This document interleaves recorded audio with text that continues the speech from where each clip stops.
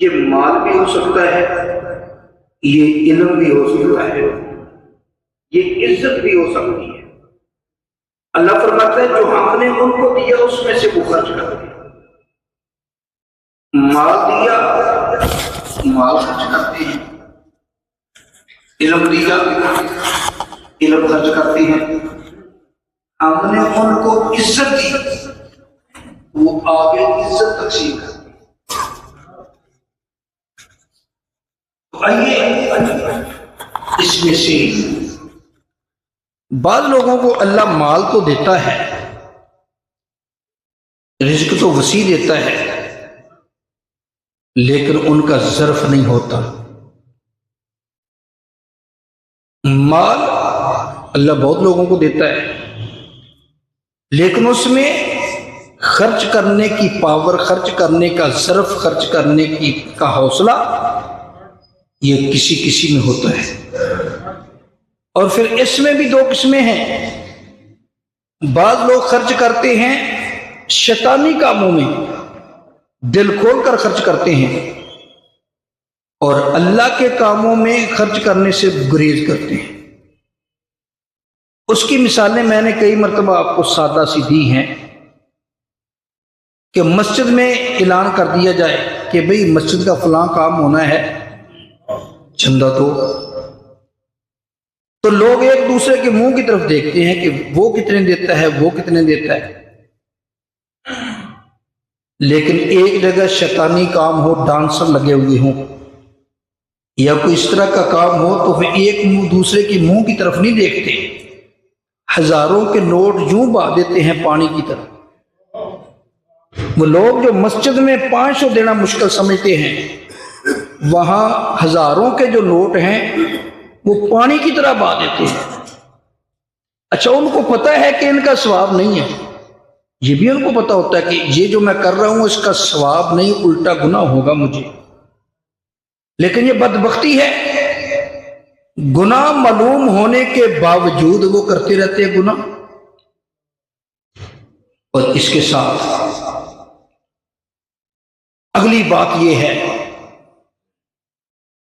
اللہ تعالیٰ کسی کو مال دے تو یہ اس کی بہت خوش قسمتی ہے۔ اس سے بڑھ کے خوش قسمتی یہ ہے کہ اللہ اس کو اپنی راہ میں خرچ کرنے کی توفیق دے، لوگوں کے لیے نہیں، اللہ کی رضا کے لیے۔ اللہ کی رضا کے لیے آپ کسی غریب کو بھی دے سکتے ہیں، کسی بیوہ کو دے سکتے ہیں، کسی مسجد کو دے سکتے ہیں، کسی مدرسے کو دے سکتے ہیں، اپنے کسی دوست کو ہدیہ تحفہ بھی دے سکتے ہیں، اللہ کی رضا کے لیے، محبت بڑھانے کے لیے۔ تو میرے بھائی، یہ جو متقی ہیں ان کی نشانی یہ ہے کہ وہ اللہ کے دیے ہوئے سے خرچ کرتے ہیں۔ جو متقی نہیں ہے وہ اس سے کوسوں میل دور ہیں۔ اس کی کئی مثالیں ہیں، دیکھیں صحیح بخاری اور مشکاۃ شریف میں حدیث ہے، نبی پاک علیہ السلام فرماتے ہیں پچھلے زمانے میں 3 آدمی تھے، ایک کوڑی، ایک گنجا اور ایک نابینا۔ یہ تینوں اپنی زندگی سے تنگ تھے۔ کوڑی کو لوگ اپنے پاس نہیں بیٹھنے دیتے تھے، گنجے کو مذاق کرتے تھے، نبینا کہتا تھا میں نے دنیا میں آ کر دیکھا کیا ہے۔ تینوں اپنی اپنی زندگی سے تنگ تھے، اللہ نے فرشتہ بھیجا۔ یہ کوئی قصہ، کوئی کہانی، کوئی مثنوی کی حکایت نہیں، یہ صحیح بخاری سے پڑھ رہا ہوں۔ اللہ نے فرشتہ بھیجا، میں جاؤ۔ وہ فرشتہ سب سے پہلے کوڑی کے پاس آتا ہے، کہتا سنا تیری زندگی کیسی؟ اس نے کہا میری زندگی کیا ہے، مجھے تو کوئی پاس نہیں بیٹھنے دیتا، میں تو زندگی سے تنگ ہوں۔ اس نے کہا تو چاہتا کیا؟ کہتا ہے مجھے اللہ شفا دے دے۔ فرشتے نے ہاتھ پھیرا، وہ ٹھیک ہو گیا، اسی وقت ٹھیک ہو گیا۔ اب شفا دینے والا میرا اللہ ہے، لیکن وہ ڈائریکٹ ہاتھ نہیں پھیرتا، وہ آگے ڈیوٹی لگاتا ہے کسی کی۔ شفا اللہ ہی دیتا ہے، لیکن وہ اسباب مہیا کرتا ہے جس سے کام ہو جاتا ہے۔ فرشتے نے ہاتھ پھیرا، شفا ہو گئی۔ کہنے لگا تمہیں کیا چاہیے؟ کہنے لگا مجھے اونٹنی چاہیے۔ اس نے وہ اونٹنی دی جو بچہ جننے کے قریب تھی، گابن اونٹنی دے دی اور کہا اللہ تجھے برکت دے۔ گنجے کے پاس چلا گیا۔ اب گنجے سے پوچھا تجھے کیا چاہیے، تیری زندگی کیسی ہے؟ اس نے کہا میں زندگی سے تنگ ہوں، میرے سر پہ بال نہیں ہیں، لوگ مجھے مذاق کرتے ہیں۔ اس نے کہا کیا چاہیے؟ اس نے کہا میرے سر پہ بال اگ جائیں۔ اس نے ہاتھ پھیرا، سر پہ بال اگ پڑے۔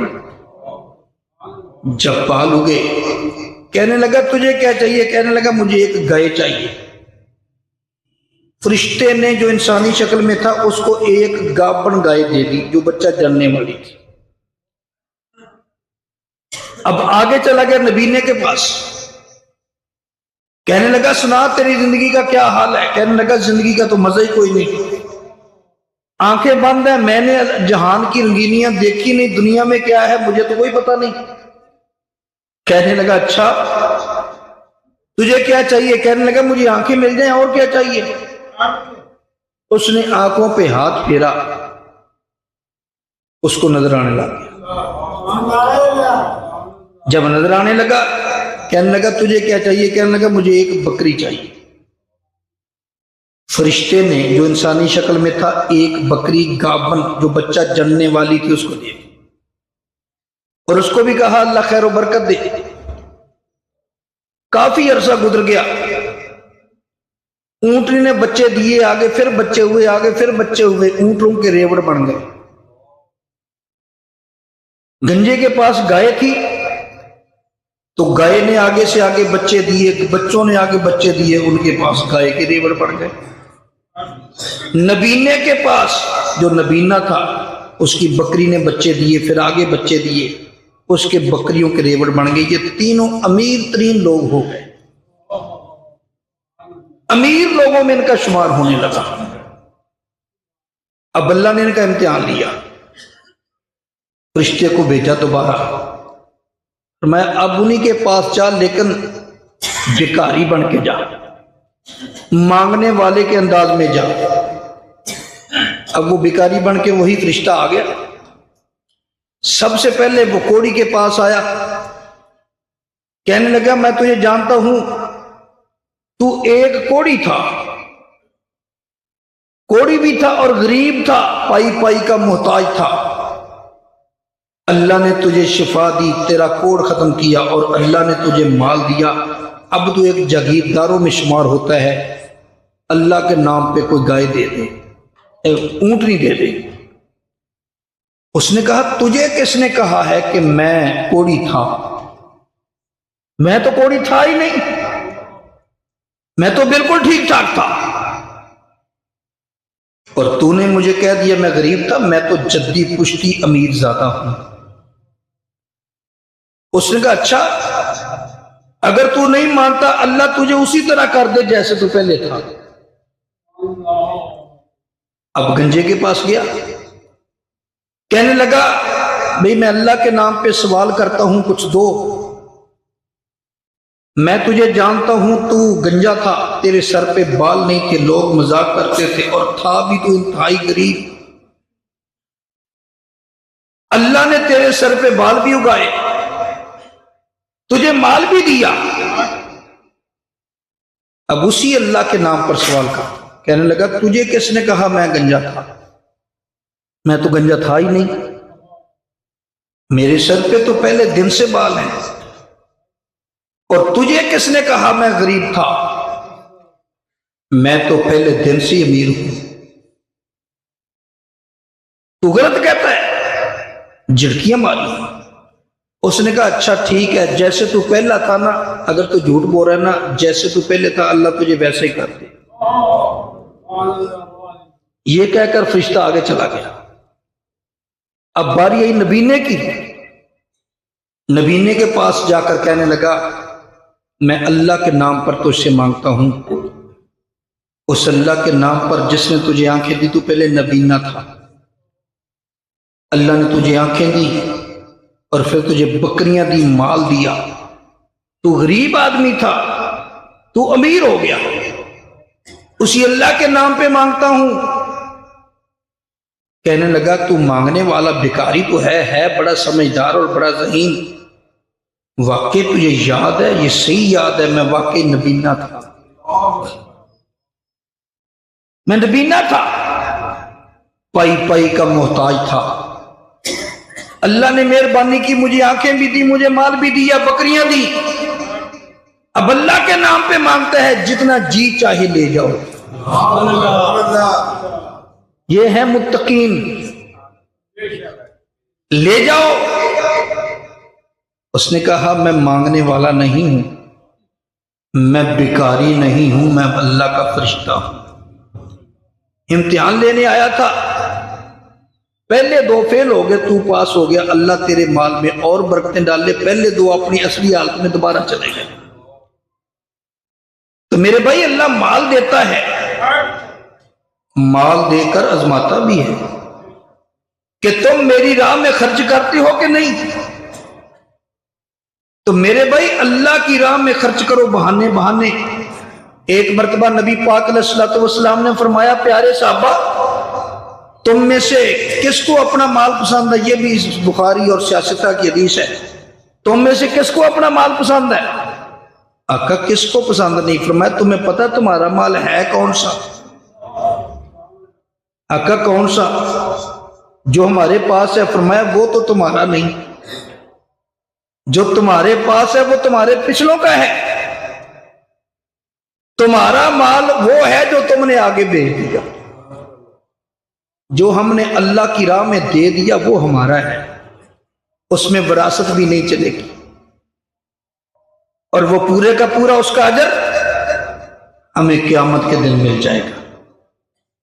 میرے آقا علیہ السلام نے فرمایا، صحیح مسلم کی حدیث ہے، اذا مات الانسان انقطع عنہ عملہ الا ثلاثہ، جب آدمی مر جاتا ہے اس کے سارے عمل منقطع ہو جاتے ہیں، تین عمل اس کو قبر میں فائدہ دیتے ہیں۔ آقا کون کون سے؟ فرمایا صدقۃ جاریۃ، صدقہ جاریہ کر جائے۔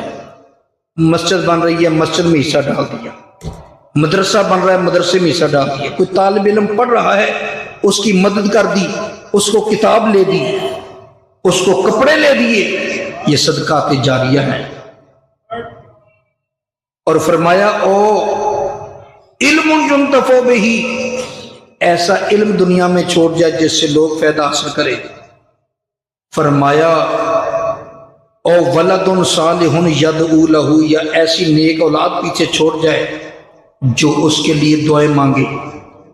اب یہ وہ چیزیں ہیں جو قبر میں فائدہ دیتے ہیں۔ اور مال جو تم نے اپنے ہاتھ سے اللہ کی راہ میں دے دیا وہ تمہارا ہے، جو تمہارا بینک میں ہے وہ تمہارا نہیں، جو تمہارے گھر میں ہے وہ تمہارا نہیں۔ ادھر روح نکلنے کی دیر ہے، نہ مال تیرا رہا نہ زمین تیری رہی۔ روح پرواز کر گئی تو زمین کا انتقال دوسرے کے نام ہو جاتا ہے، اولاد کے نام ہو جاتا ہے، تیرے نام نہیں رہتا۔ تو ایک جنازہ ہے، اب تو بے بس ہے، تجھے اٹھا کر قبرستان میں دفن کر دیا جائے گا۔ یہ مال ہے جو خرچ کرنے والا ہے، اگر اللہ کی راہ میں خرچ کرے گا، اللہ فرماتا ہے والذین ينفقون اموالهم فی سبیل اللہ کمثل حبۃ انبتت سبع سنابل فی کل سنبلۃ مئۃ حبۃ۔ فرمایا تم میں سے جو آدمی اللہ کی راہ میں مال خرچ کرتا ہے اس کا حال یہ ہے جیسے تم ایک دانہ بوتے ہو، زمین میں ایک دانہ لگاتے ہو، پھر اس کے اوپر 7 بالیاں آتی ہیں، ہر بالی میں 100 دانہ ہوتا ہے، گویا کہ دانہ ایک بویا تھا، اللہ نے اس کے بدلے تمہیں 700 دانہ دیا۔ دانہ ایک لگایا تھا، 7 بالیاں بنی، ہر بالی میں 100 دانہ، پورے سٹے میں 700 دانہ، بلکہ واللہ یضاعف لمن یشاء، اللہ اس سے بھی زیادہ دیتا ہے۔ تو میرے بھائی یہ سوچیں، اسی لیے حضرت عثمان غنی ذو النورین رضی اللہ تعالیٰ عنہ، آپ کا حال کیا تھا؟ میرے آقا علیہ الصلوۃ والسلام کے پاس ایک آدمی آیا، جناب میں غریب ہوں، مجھ پر قرضہ ہے۔ میرے آقا علیہ السلام نے فرمایا میرے عثمان غنی کے پاس چلا جا، عثمان کے پاس چلا جا۔ وہ سیدنا عثمان غنی کے پاس ہے، فرمایا میرا پیغام دینا۔ جب وہ آیا تو عثمان غنی گھر کے دروازے، گھر کے اندر اپنے گھر والوں سے ناراض ہو رہے تھے کہ میں نے تمہیں کئی مرتبہ کہا ہے چراغ میں موٹی بتی نہ ڈالا کرو، باریک بتی ڈالا کرو۔ موٹی بتی اگر ڈالی جائے اس سے تیل زیادہ لگتا ہے، اس سے خرچہ زیادہ ہوتا ہے۔ میں نے پہلے بھی کہا تھا، تم خیال نہیں کرتے۔ گھر والی سے ناراض ہو رہے تھے۔ وہ آدمی دروازے کے سامنے پہنچا، اس کے کان میں یہ آواز پڑی، سوچا جو گھر میں اتنی کنجوسی کرتا ہے وہ مجھے کیا دے گا، جو بتی موٹی نہیں ڈالنے دیتا چراغ میں وہ مجھے کیا دے گا۔ واپس ہو گیا۔ تھوڑی دور جا کے دل میں خیال آیا کہ اللہ کے نبی نے بھیجا ہے، اگر انہوں نے پوچھا عثمان نے کیا جواب دیا تو میں کیا بتاؤں گا۔ پھر واپس آیا، دروازہ کھٹکھٹا دیا۔ حضرت عثمان غنی باہر تشریف لائے، فرمایا بھائی کیسے آنا ہوا؟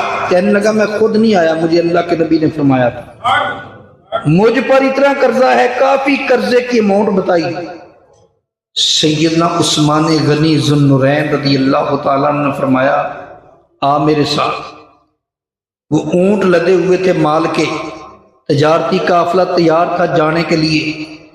ایک اونٹوں کے قافلے میں سے ایک قطار دے دی پوری کی پوری لدے ہوئے اونٹوں کی، فرمایا جی لے جاؤ، اب بتا تیرا قرضہ اتر جائے گا کہ نہیں؟ وہ خوش ہوا، کہنے لگا جی اس سے کئی گنا زیادہ بھی ہوتا تو اتر جاتا۔ فرمایا مجھے اجازت ہے؟ کہنے لگا جی ایک سوال کا جواب دے دو پھر اجازت ہے۔ فرمایا بتاؤ۔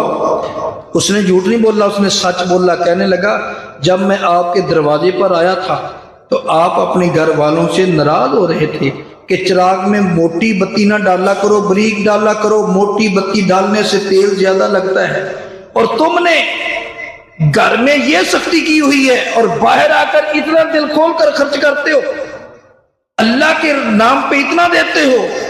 سیدنا عثمان غنی نے مسکرا کے فرمایا ہاں اصل وجہ یہ ہے جو مال ہم اپنی ذات پہ خرچ کرتے ہیں، جو روپیہ اپنی ذات پہ خرچ کرتے ہیں، جو چیز اپنی ذات کے لیے خرچ کرتے ہیں، قیامت کے دن اس کا حساب دینا پڑے گا۔ اس لیے جب ہم اپنی ذات کے لیے خرچ کرتے ہیں تو سنبھل کر، سوچ کر، لیکن جب اللہ کے لیے خرچ کرتے ہیں تو جو اللہ کے لیے خرچ کیا جائے اس کا حساب دینا نہیں پڑے گا، بلکہ اس کا بدلہ ہمیں ملے گا۔ تو اس لیے جب ہم اپنی ذات کے لیے خرچ کرتے ہیں تو سمجھ کر اور سنبھل کر، جب اللہ کے لیے خرچ کرتے ہیں تو دل کھول کر کرتے ہیں، اس کا حساب دینا نہیں، اس کا حساب تو ہمیں ملنا ہے۔ اور ہم اس کا الٹ کرتے ہیں، ہم اپنی ذات کے لیے خرچہ کرتے ہیں، اللہ کے لیے خرچہ نہیں کرتے، اللہ کے نام پہ خرچہ نہیں کرتے، اللہ کی رضا کے لیے خرچہ نہیں کرتے۔ تو میرے بھائی متقین کی علامت اور صفت یہ ہے فَمِمَّا رَزَقْنَاهُمْ يُنْفِقُونَ۔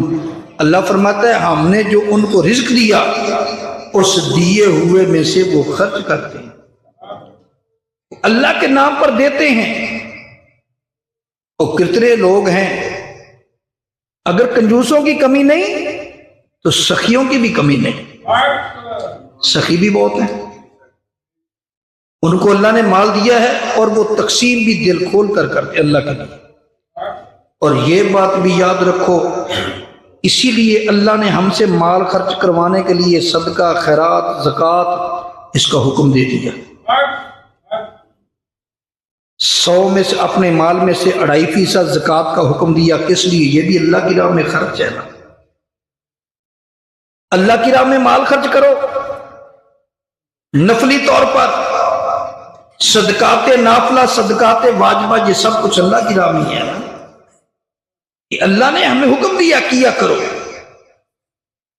तो फरमाया वह मिम्मा रज़क़नाहुम युनफ़िक़ून, हमने जो उनको रिज़्क़ दिया, अब दिया भी अल्लाह ने। अच्छा, कैसी बात है, एक आदमी और हमारे अंदर लोग कहते हैं जी बारिश नहीं आती, कैद साली है, कारोबार नहीं चलता, तंगियां हैं, परेशानियां हैं, घरों में बरकतें नहीं हैं। कभी आपने सोचा आपने ज़कात कब दी थी?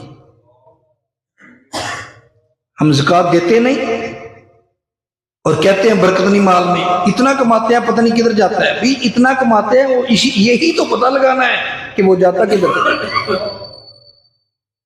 लगाओ ना साल बाद हिसाब अपना, जितनी ज़कात बनती है 2.5% निकालो उसमें से। अगर पैसे हैं तो पैसे से निकालो, सोना है सोने से निकालो, चांदी है चांदी से निकालो, अगर और माल है उसमें से निकालो, जानवर है उसमें से निकालो, ज़कात निकालो, फिर देख तेरे कारोबार में बरकतें होती हैं या नहीं।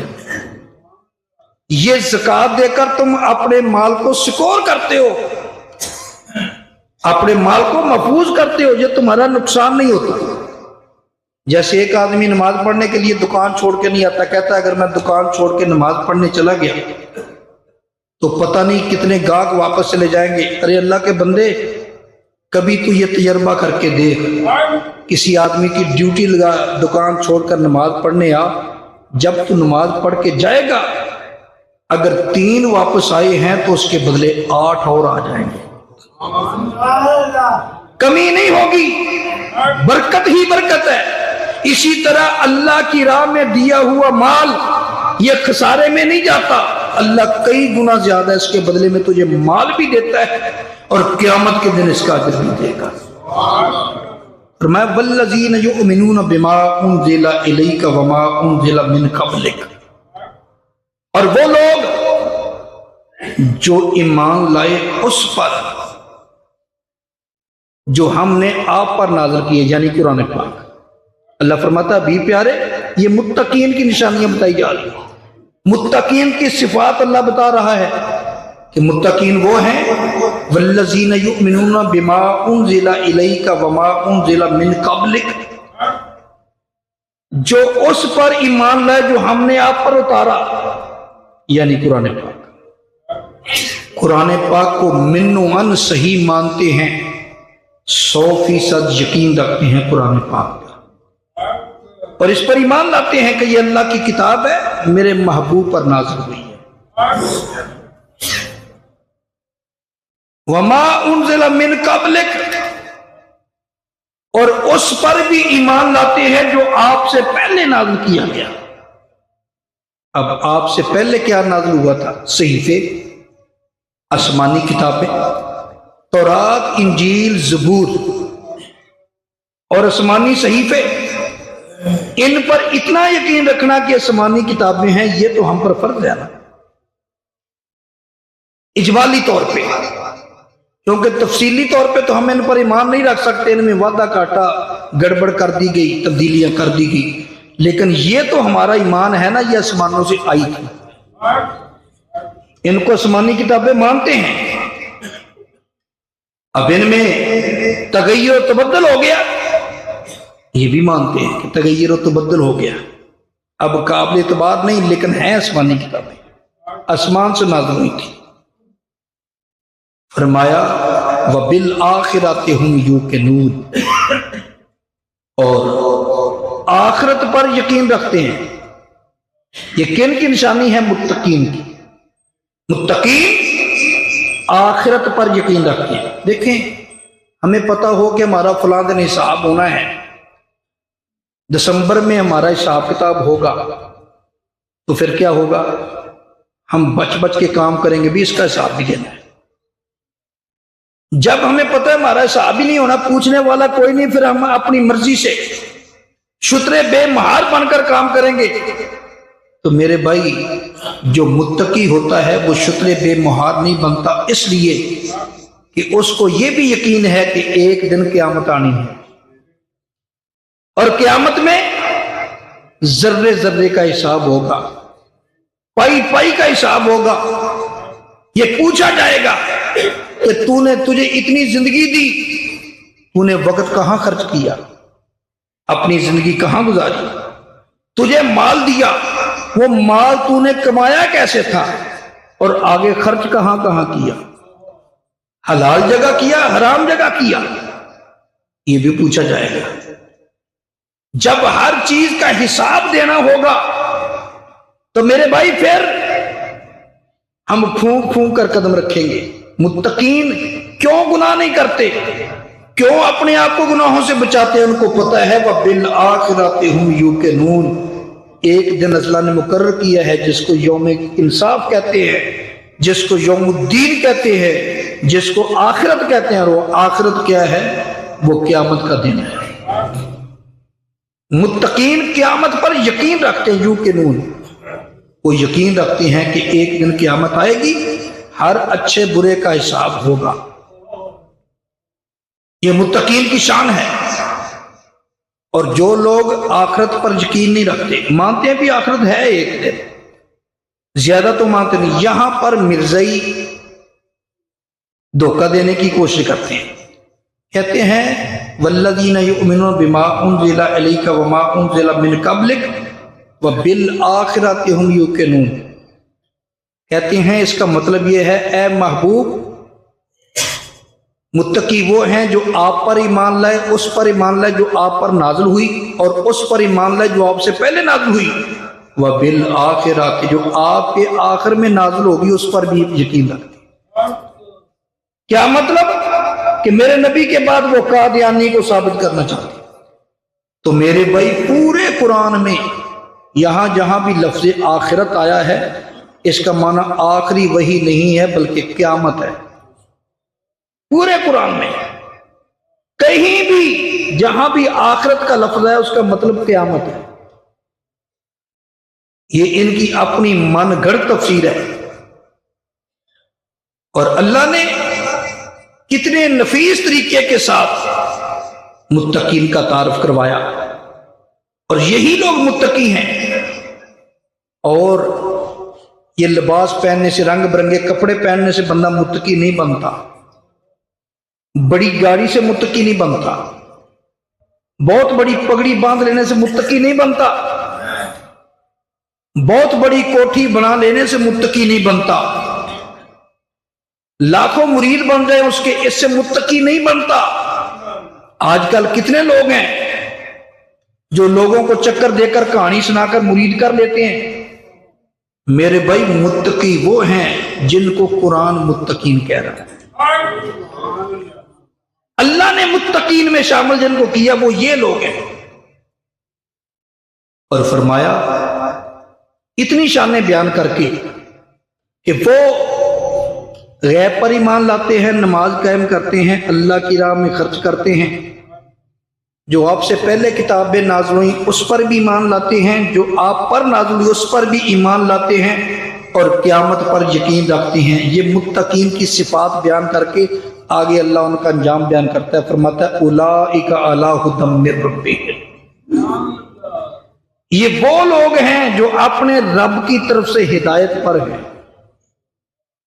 फरमाया यही लोग हैं जो अपने रब की तरफ से हिदायत पर हैं। व उलाइका हुमुल मुफ्लिहून, और यही लोग हैं जो फलाह पाएंगे, कामयाबी हासिल करेंगे। ये 5 आयतें ये मुत्तकीन का तज़किरा है। और आगे फरमाया इन्नल लज़ीना कफरू, हबीब प्यारे, जिन लोगों ने कुफ्र किया, जिन्होंने कुफ्र इख्तियार किया, सवाउन अलैहिम आ अनज़रतहुम अम लम तुनज़िरहुम ला युमिनून। जिन्होंने कुफ्र किया, कुफ्र में पक्के हो गए, रासिख कुफ्र किया, फरमाया हबीब प्यारे उनको आप डराएं या ना डराएं, उनके लिए बराबर है, वो ईमान नहीं लाएंगे। आपका डराना ना डराना बराबर है उनके लिए, वो ईमान नहीं लाएंगे। लेकिन एक बात है, वो ईमान लाएं या ना लाएं, मेरे महबूब को तबलीग का सवाब तो मिल जाएगा। اسی لیے یہ سوچ کر تبلیغ کرنی چاہیے، یہ سوچ کر لوگوں کے سامنے تبلیغ کرنی چاہیے کہ میں اپنا فرض ادا کر رہا ہوں، اگر کوئی اس پر عمل کر لے گا تو ٹھیک ہے، کوئی مان جائے گا تو ٹھیک ہے، نہیں مانے گا تو کم از کم مجھے تو اس کا ثواب مل ہی جائے گا۔ فرمایا وہ ایمان نہیں لائیں گے، کیوں؟ ختم اللہ علی قلوبہم، اللہ نے ان کے دلوں پر مورے لگا دی، وعلی سمعہم، ان کے کانوں پر بھی مورے لگا دی۔ کیا مطلب؟ ان کا دل حق قبول کرنے کے لیے تیار نہیں، پردہ آ گیا۔ ان کے کان حق سننے کے لیے تیار نہیں، ان کے کان حق سن نہیں سکتے، اے محبوب تیری سچی باتیں وہ سن نہیں سکتے۔ فرمایا وَعَلَىٰ أَبْصَارِهِمْ غِشَاوَةٌ، اور ان کی آنکھوں پہ پردہ ہے۔ غشاوہ معنی کیا ہوتا ہے؟ پردہ، ان کی آنکھوں پہ پردہ ہے۔ وَلَهُمْ عَذَابٌ عَظِيمٌ، ان کے لیے دردناک عذاب ہے۔ کن کے لیے؟ وہ ان الذین کفروا، جنہوں نے کفر کیا۔ لوگ کہتے ہیں جی جب انہوں نے کفر کیا، اللہ فرماتا ہے آپ ڈرائیں یا نہ ڈرائیں یہ ایمان نہیں لائیں گے، تو پہلے ہی اللہ نے ان کے دلوں پر جب مور لگا دی، دل پر مور لگا دی، کانوں پہ مور لگا دی، آنکھوں پہ پردہ ڈال دیا، تو پھر ان کا کیا قصور ہے؟ لوگ کہتے ہیں اللہ کے بندو ان کے دل پہ مور کیوں لگی، کانوں پہ مور کیوں لگی، آنکھوں پہ پردہ کیوں ہوا؟ ان کے کفر کی وجہ سے۔ وہ پردہ، آنکھوں پہ پردہ آنے کی وجہ سے کافر نہیں ہوئے، وہ کانوں پہ مور لگنے کی وجہ سے کافر نہیں ہوئے، وہ دل پر مور لگنے کی وجہ سے کافر نہیں ہوئے، بلکہ ان کے کفر کی وجہ سے ان کے کانوں پہ پردہ ہے، ان کے کانوں پہ مور ہے، ان کے دل پر مور ہے، ان کی آنکھوں پہ پردہ ہے۔ اللہ فرماتا ہے وہ ایمان نہیں لائیں گے۔ اور ان کے لیے پہلے اللہ نے متقین کی بات کی اور متقین کا انجام بیان کر دیا، اولئک علی ھدی من ربہم واولئک ھم المفلحون۔ یہ جو متقین ہیں نا، یہ فلاح پانے والے ہیں اور یہی ہدایت پر ہیں۔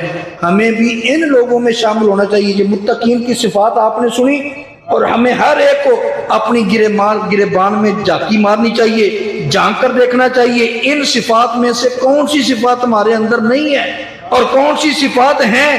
اگر یہ صفات ہمارے اندر ہیں تو شکر کرنا چاہیے، اگر یہ صفات نہیں ہیں تو ہمیں فکر کرنی چاہیے۔